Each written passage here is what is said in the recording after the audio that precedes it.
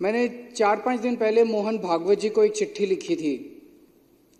उस चिट्ठी में मैंने मोहन भागवत जी से 5 मुद्दों की बात की थी और उसमें एक मुद्दा ये भी था कि जिस तरह से प्रधानमंत्री मोदी जी इस देश के सबसे भ्रष्ट नेताओं को ईडी और सीबीआई से डरा के या पैसों का लालच दे के दूसरी पार्टियों से तोड़ के अपनी पार्टी में शामिल कर रहे हैं, क्या मोहन भागवत जी उनसे सहमत हैं?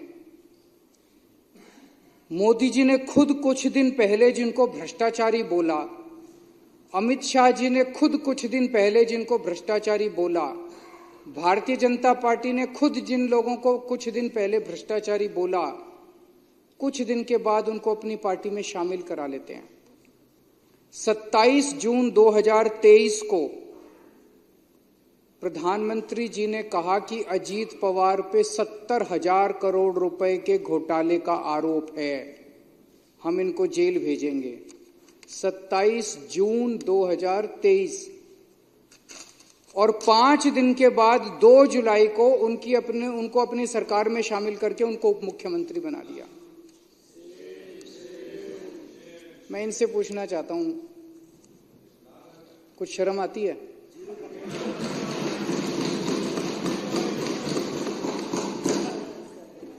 चलो, हम तो सारे के सारे खराब हैं, पर आपका प्रधानमंत्री 27 जून को जिस आदमी पे 70,000 करोड़ रुपए के भ्रष्टाचार का आरोप लगाता है और 5 दिन के बाद 2 जुलाई को उसको अपना उप मुख्यमंत्री बना लेता है, क्या मुंह दिखाते हो यार? जब अपनी गली में अपने घर जाते हो आप लोग, पूरी दुनिया को क्या मुंह दिखाओगे कि ऐसी पार्टी में आप लोग हो?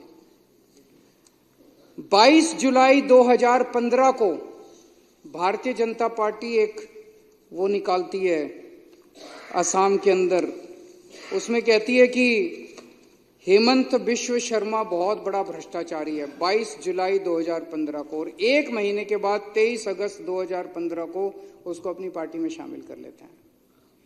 ऐसे 25 नगीने हैं मोदी जी के, हीरे हैं जो चुन चुन के मोदी जी ने दूसरी पार्टियों से इकट्ठे किए हैं।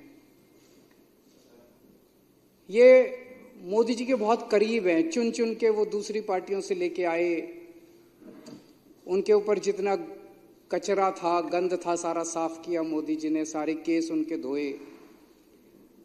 अजीत पवार एनसीपी के होते थे, इनके ऊपर इकोनॉमिक ऑफेंसेस विंग का केस था, ईडी का केस था, दोनों केस बंद करवा दिए मोदी जी ने। प्रफुल्ल पटेल एनसीपी के नेता थे, सीबीआई का केस था, ईडी का केस था, दोनों केस बंद करवा दिए मोदी जी ने, अपनी पार्टी में शामिल कर लिया प्रधानमंत्री जी ने। प्रताप सरनायक शिवसेना का नेता था, इस पे ईडी का केस था, ईओडब्ल्यू का केस था, दोनों केस बंद करवा दिए मोदी जी ने, आप इस बीजेपी में शामिल कर लिया। हेमंत बिश्व शर्मा कांग्रेस का नेता था, सीबीआई का केस था, ठंडे बस्ते में डाल दिया, इसको अपनी पार्टी में शामिल कर लिया। हसन मुशर्रफ एनसीपी का नेता था, ईडी का केस था, ठंडे बस्ते में डाल दिया, मोदी जी ने इसको अपनी पार्टी में शामिल कर लिया। भावना गवाली शिवसेना की नेता थी, ईडी का केस था इस पे। यामिनी और यशवंत यादव शिवसेना के नेता थे, ईडी का केस था, इनका केस ठंडे बस्ते में डाल दिया। सीएम रमेश, रविंदर सिंह, संजय सेठ, शुभेंदु अधिकारी, के गीता, शोभन चैटर्जी, छगन भुजबल, कृपा शंकर सिंह, दिगंबर कामत, अशोक चौहान, नवीन जिंदल, तपस रे, अर्चना पाटिल, गीता कोड़े, बाबा सिद्दीकी, ज्योति मिंडा, सुजाना चौधरी, ये इनकी ईमानदारी है, ये जीरो टॉलरेंस है। शर्म नहीं आती? लाल किले के ऊपर खड़े होकर पूरे देश को बेवकूफ बनाते हैं, कहते हैं ईमानदार हैं, भ्रष्टाचार के खिलाफ लड़ाई लड़ रहे। ये 25 नगीने हैं, वो पहले नवरत्न होते थे अकबर के जमाने में, अब ये 25 रत्न हैं प्रधानमंत्री जी के, जिनको